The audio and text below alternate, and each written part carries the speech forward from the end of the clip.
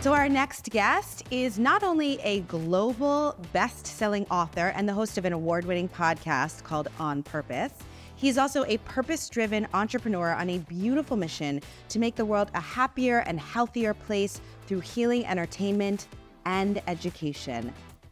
Our next guest is the amazing Jay Shetty.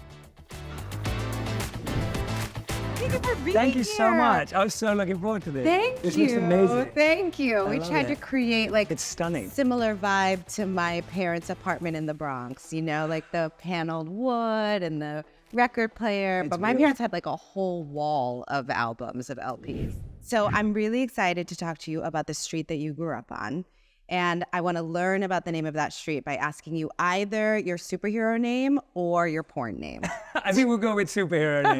Okay. For superhero name, I want to know your first car followed by the street you grew up on. Okay, I'd be Vauxhall Corsa Green Lanes. Oh, so Vauxhall Lanes or Vauxhall Green Lanes? That's Or Corsa Green. I like Corsa that. Green. Corsa Green is Corsa a Green good sounds a bit superhero. stronger. And... What would your superpower be? Ooh, my superpower would be to be the tiniest superhero in the world because my car was this tiny red car. I'd wear this red spandex suit. Yeah. And it would be to become the tiniest person And you could or the biggest sneak person into you could sneak spaces. in. Yeah, I love that. I love that. That's good. That's good. So tell me, okay, so you lived on Corsa Green? Green Lanes, yeah. Green Lanes. Yeah.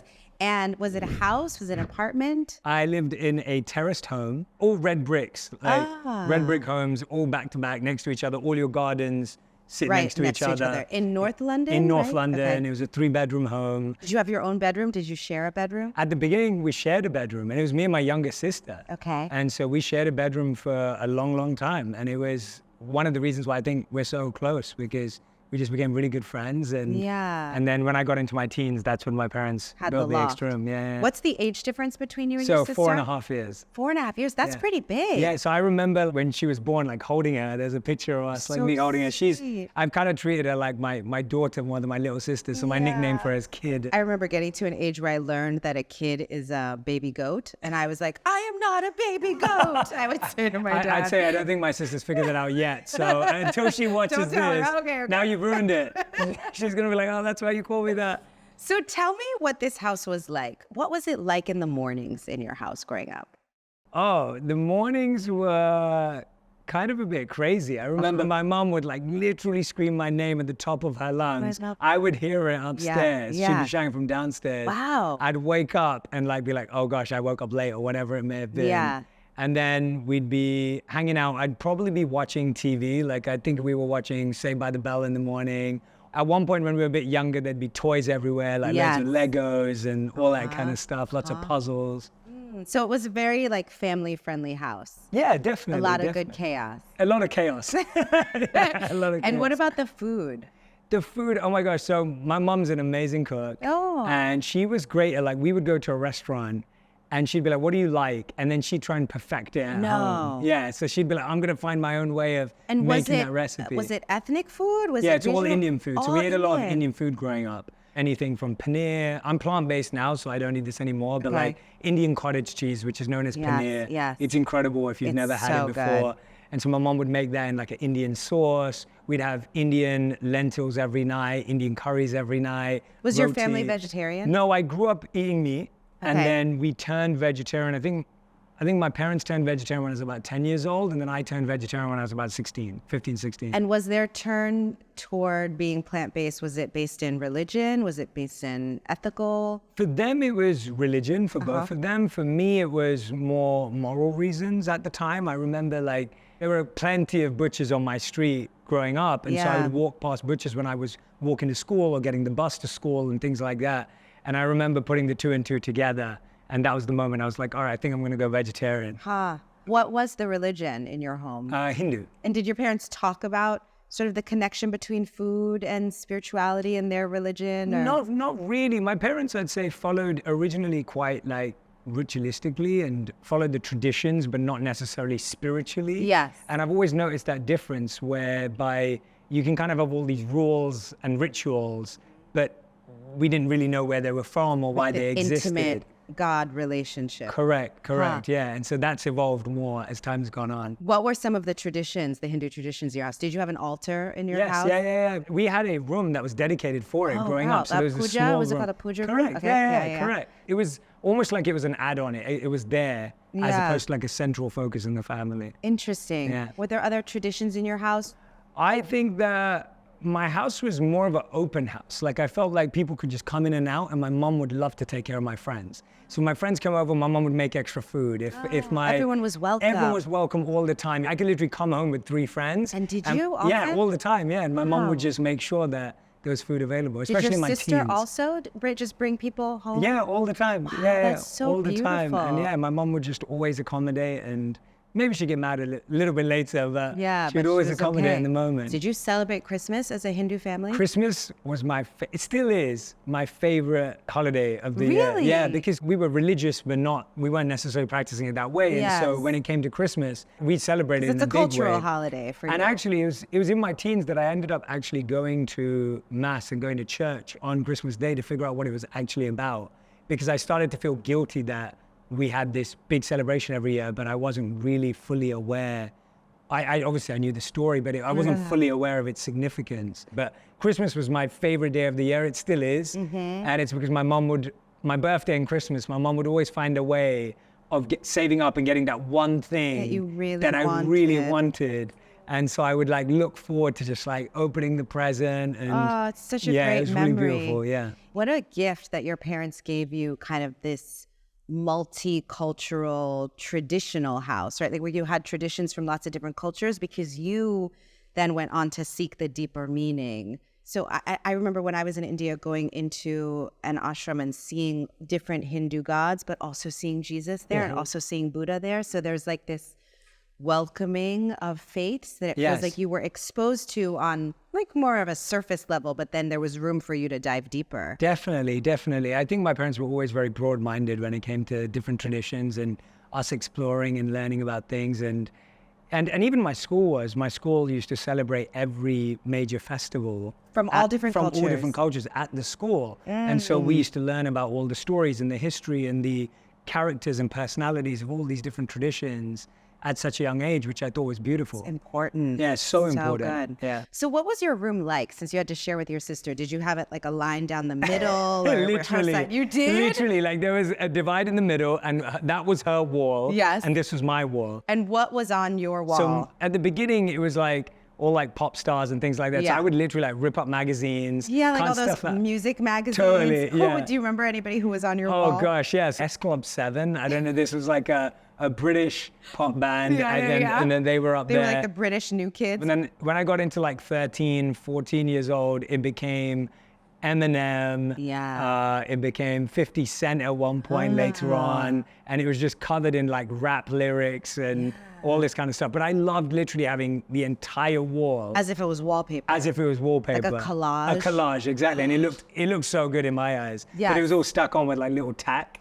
I like put together, and it was amazing. And then on your sister's wall? I think she was a lot more like serene and clean. She didn't really stick much stuff up. She had lots of teddies and stuffed animals and that kind of stuff. You were like, these icons are going to be my friends one day. So that's why they're there. I don't know about that. Still trying to meet Eminem, you know. Yeah, so. Are you out there, Eminem? Eminem, if you're watching. He's ready. I would love to. And you're ready. Let's make this happen. So what was the street like? Did you know people in the other houses? There weren't many kids on my street. And some of the kids that were on the street or around the area, my parents didn't really want me to be friends with. Interesting. And so, was it a tough neighborhood? In comparison to most neighborhoods, it was fine. But I think growing up, I was definitely at times scared. But I don't think that that's what the neighborhood was. It's just how I felt there, if that made sense. My parents kind of knew our neighbors a little bit, so they would always like watch out for us if things were going on, like neighborhood watch, that kind of thing.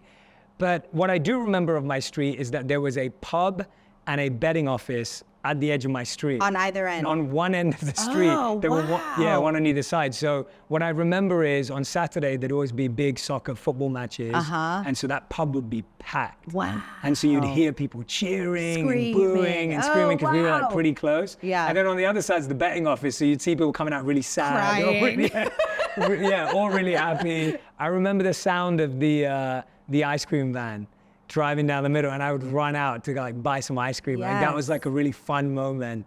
Wow. What other sounds? Was there a lot of music in your home? Do you know what? That's one of the things that I think when I was looking around here. Yeah. So now my home is full of records and like it's. Do you have LPs? Do you have actual vinyl? Yes, yeah. Okay. And that was one of the things that I used to try and collect in my teens. Like I started kind of finding, just because I got really into music. I actually wish my house was full of more music. Now or then? Then. So I actually feel like it was very limited from a audio capacity, and I feel like as I've grown older and I've broadened my listening habits, I feel it's so great for expanding the mind. Yeah. And I wish I had that then, but we didn't really have that. There was a lot of Bollywood music, and then I listened to like rap and hip hop in my own time. And so that was it. But I wish it was broader, which it is now. Do you still listen to Bollywood? Yeah, if me and my wife are in the car, we'll put on a couple of Bollywood playlists. Yeah, for sure. I love Bollywood music. It's great. That's so great. Yeah. Were there smells on the street you grew up on or in your home? Oh, I think the smell of my mom cooking, like if she's making paneer in a good sauce or something like that, that would definitely be there. Oh yes, when I walked down the street, there was this bakery, and I think it's still there, called Left Terry's Bakery, full of fresh bread, and like they used to make this specific cake. It was called the mouse cake. What? Yes, exactly. It did not have mouse in it, just clarify. Okay. It was a chocolate layer fudge cake. Whoa. Which was like stacked. And then on top of it, the mousse was shaped like a little mouse, and it had little buttons as the ears, like the little milk buttons. Oh, what a and treat. Since that day, I've been addicted to chocolate fudge cakes. So even till this day, because the smell of that, like chocolate, the buttercream, and obviously now I have to have a plant-based version, but at that time, if we walked past there. And in your house, was there like incense or? We'd have a lot of incense. Okay. Yeah, absolutely. Okay. A lot of it would be rose and sandalwood. So those are the scents that the rose makes me feel like I'm at home because my mum loved rose. We drink rose milk at home. The incense would be rose. We had a rose bush in our garden. Like my mum obviously loved pink roses. And so. What else was in your garden? So the garden was like half stone and then half grass. It was small, but enough as a kid to like kick a ball about and then break my mum's flowers and plants. And so my mum would always be trying to do a little bit of gardening. And they had this tiny little vegetable patch at the back, and I would destroy it every single week with a football or whatever it may have been with friends. We'd always have a washing line, so we'd dry our clothes outside. And in England, that's bad because it rains a lot. And so we just finished putting it up. It looked sunny. All of a sudden, it's pouring down with rain, and we got to run out. And the amount of times I had to run out and save the laundry. Gather the clean clothes. So that street really was, and London, that's really what you think of when you think of family. Yeah, because I studied there as well. I went to university in London. My school was inside Greater London. And so all of that area, whether it be North London, Northwest London, or the city, is definitely where I consider home. But having lived in the States for the last 7 years now as well, like it's become a part of me. So I love being here. When you think about that neighborhood being kind of a rough neighborhood and your parents' concern, what do you think they were concerned about? Was there crime in your neighborhood? Was there violence in the neighborhood? You said you were scared. Yeah, I think you'd always hear about different things going on, like violence and crime. You kind of hear things scattered everywhere. Like kids having fights? Yeah, kids having fights or kids getting into trouble. And so I think my parents were just very much like, you've got to do well in school. And they always said to me, like, we need to get you into a high school that's not in this area because, you know, the high schools here are not the same, et cetera. So I think they'd created this like feeling. And I think because growing up, I was bullied a lot at primary school, elementary school. I think I also just had this fear of like, if I run into someone, I don't know if I'm going to be able to defend myself or, you know, I used to get picked on a lot for my weight growing up. There weren't a lot of, at that time at least, Indian people in my area as well. And so that was a point of, you know, people picking on me at school and things like that. So I think there was overall a sense of fear and insecurity around that. And so I think I carried that even more outside when I was out and about. Did your parents know that you were bullied in primary school? Yes. My mom used to come into school and try and defend me and talk to the teachers and protect me. Not defend me from the kid, but tell the teachers. And that was super embarrassing because I kind of felt like my friends could see my mom coming in. And it was tough because, you know, seeing your son get beaten up is not easy. Yes. But then being the kid who's getting beaten up and then trying to avoid getting beaten up the next day, having your mom come in doesn't always help. Obviously now I value her so much, but at the time I was like, Mom, no, don't come in, just stay back. Like, did it make you want to not go to school? Like, was home a safer place for you? I think I just got used to the fact that things aren't always easy and that's okay and normal. And I'm going here because my parents think getting a good education is important. It's worth so I'm it. going for that. Of course, I'm not saying that as a life lesson for everyone. I think that's what I was living by without knowing it. That's fascinating because it was like really understanding purpose so early on, that being able to keep a vision of what was more important than these bullies. Correct. Was your own future. Correct, yes. And I think that was very clearly like crafted by my parents as a focus point. But I think I took that principle of how do we stay comfortable in discomfort. Was there anyone who modeled that for you, or who sort of helped you understand that you could keep showing up? My mom.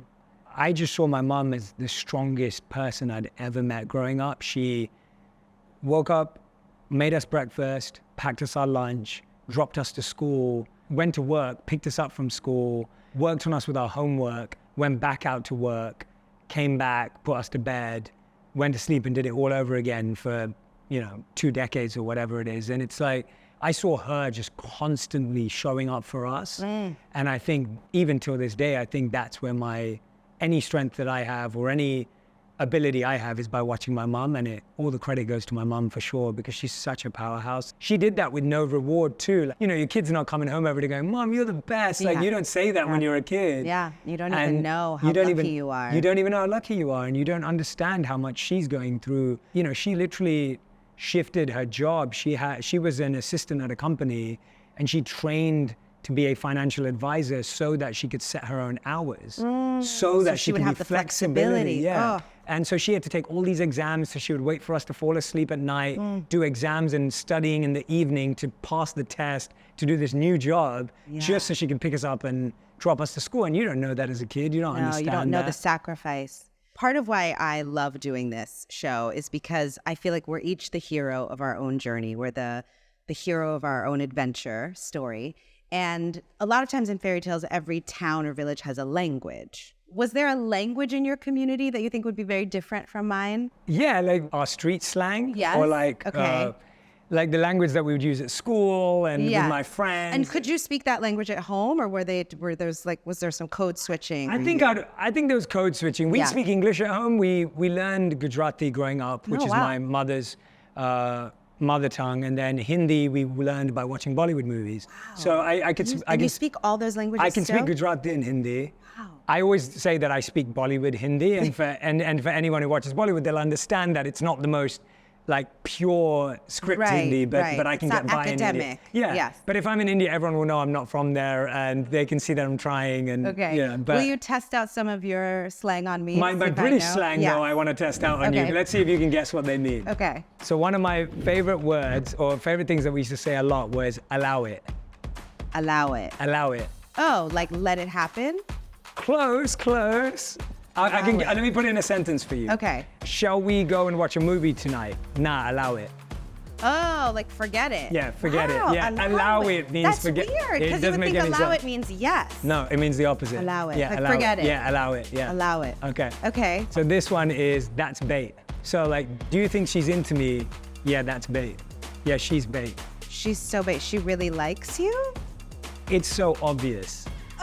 She's so obvious. Like, 'cause it's hanging out there, she's like so bait, exactly. like on a fishing pole. It's just out there. Exactly. Oh, that's a good one. Oh, that's bait. Oh, that's obvious. So I obvious. like that that's one. bait. So this one is chirps.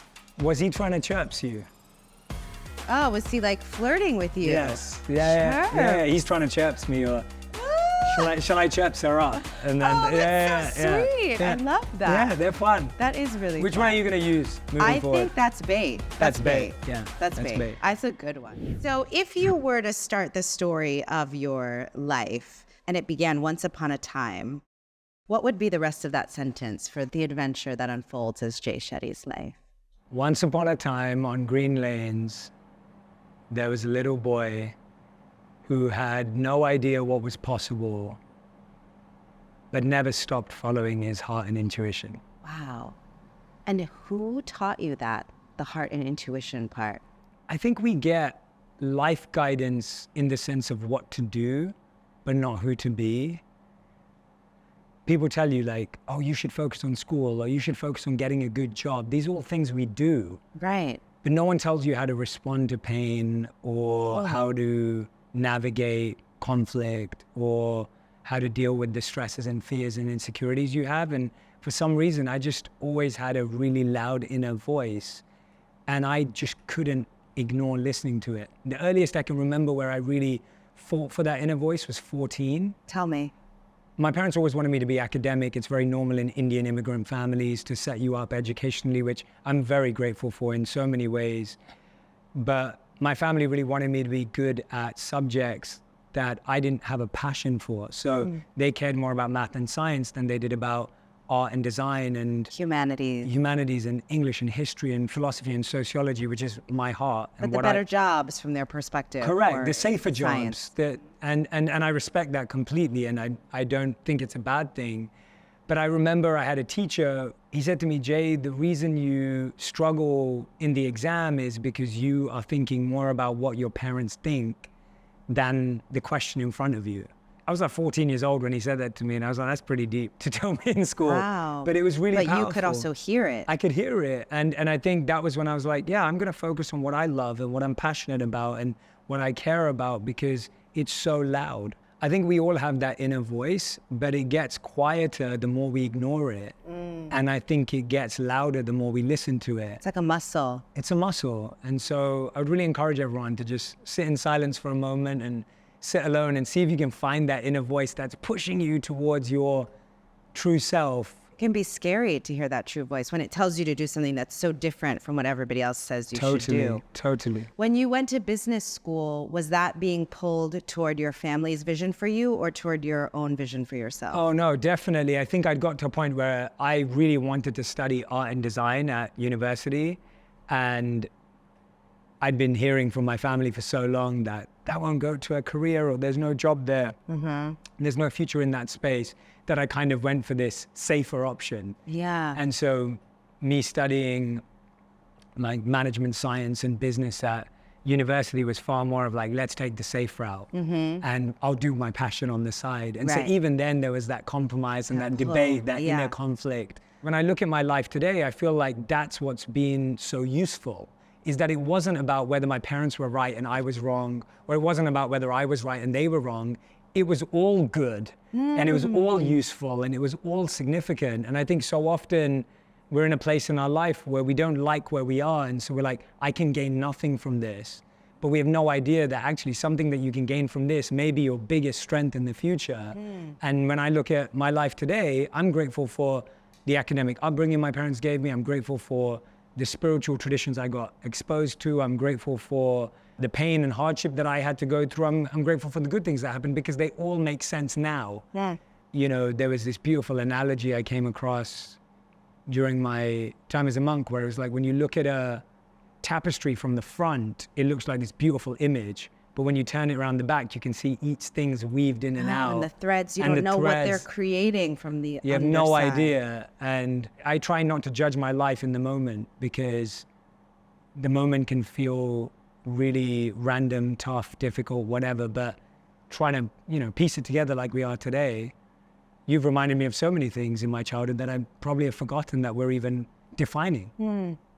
It's beautiful to have that perspective, the tapestry perspective, because I also think you can offer your parents, your teachers, yourself so much more grace when you realize like it doesn't always make sense, but it does end up to be the right story for me. Yeah, especially when you collect them as chapters of a story. And you know, and I think about all the teachers who helped me do that in different ways. I had a teacher in 4th grade called Mr. Foxwell, who just made learning so fun, and I'll never forget him. He was like the light of the classroom.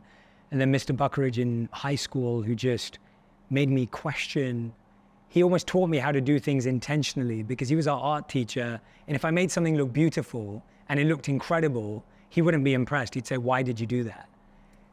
And so he was always focused on substance over form. And he would always push me. And if I couldn't explain a really good reason as to why I did that, he wouldn't find it interesting.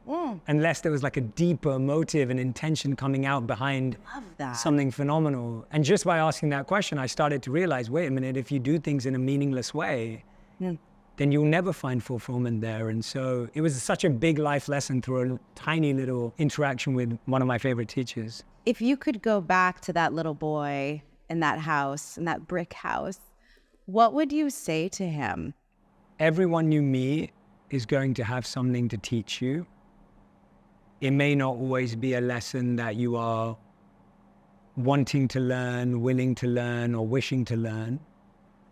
But if you remain open to it, then you'll be able to make it a part of your story, even when it feels like a detour.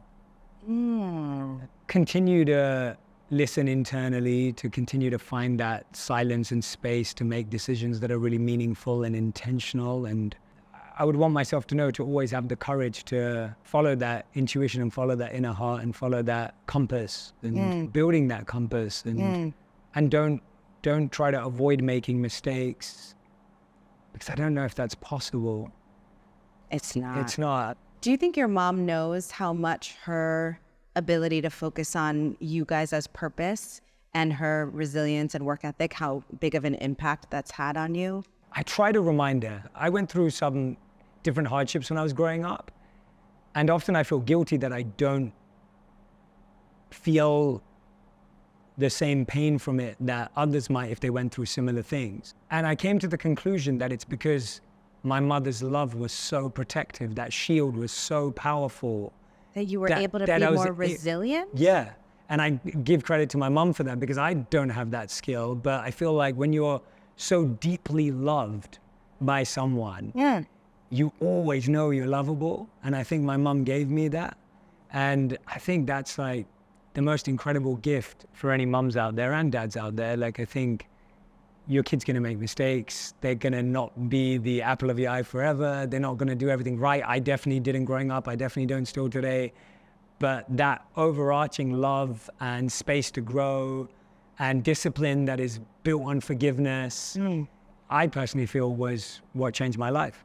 I love the way that you talk about your mom, particularly as a parent, because it feels like bubble wrap, right? Like that amount of love that you can throw the vase across the room, but it's gonna bounce, even though what's inside is still so precious. Yes. Do you think that it's that kind of love that inspired you to write your most recent book? And will you tell us a little bit about it? Yeah, so I dedicated the book to 3 people. The first dedication is to my mom.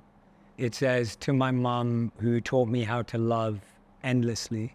The second one's to my sister, and it was like, to my sister who taught me how to love unconditionally. The third is to my wife who taught me how to love actually.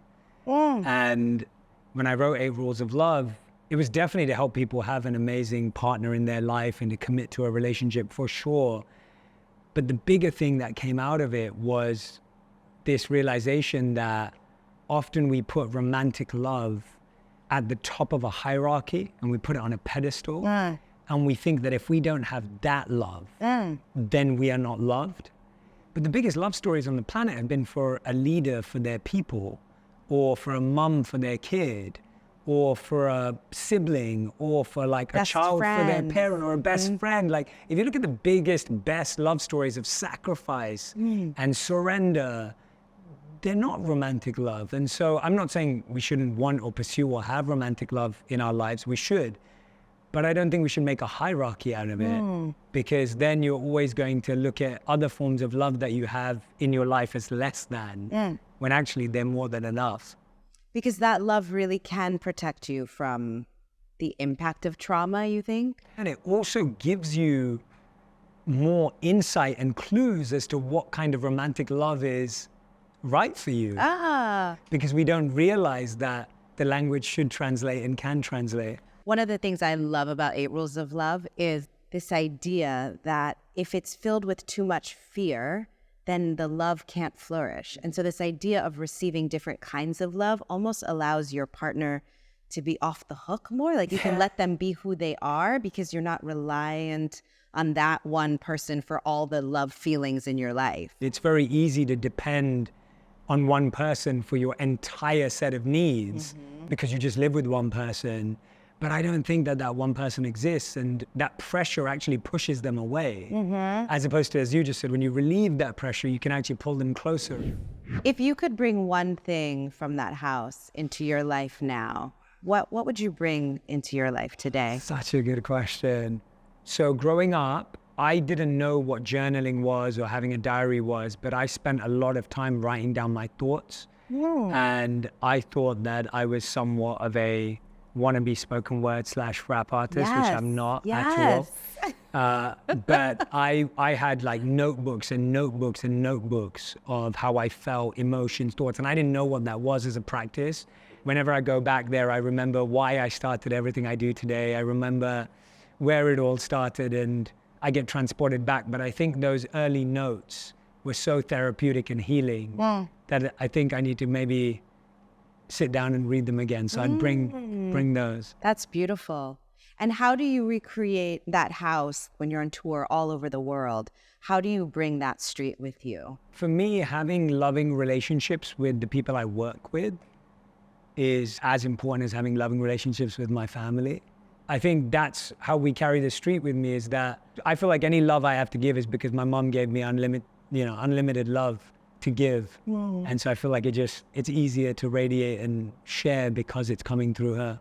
It's great. Thank you so Kerry, much for doing this. I just want to take a moment to say just how special this is to do, because there are so many memories that came back for me today while sitting with you that I'd even forgotten. You've given me such a gift today by allowing me to reflect and introspect on so many things from my childhood and the street I grew up on. And I just want to thank you for that. I think the gift you give by doing it, by taking this journey, by being willing to take this journey, is that so many more people get to see themselves in your hero's journey, right? Like people who are sharing a room with their sister, or are being bullied at school, or they're celebrating different holidays and they don't know why. Like, you've given people the opportunity to see that there's so much more ahead of them, and that no matter what journey they're on, it'll make sense in the end if they stay open and connected to themselves. So thank you. Thank you. Yeah. Thank you so much for watching. It was so fun to get to talk to Jay Shetty about Green Lanes, the street that he grew up on, and everything that he learned there about love and resilience and purpose and curiosity. It's such a privilege to hear those stories. So thank you for watching. I'm so grateful that he joined us. If you haven't read his book yet, The 8 Rules of Love, you have to grab it. It's beautiful and so important. If you want to hear more about the street that I grew up on, you can read Thicker Than Water, which is also available now. Grab both. And make sure that you like and subscribe and spread the word to your friends, and keep watching. We love to see you here.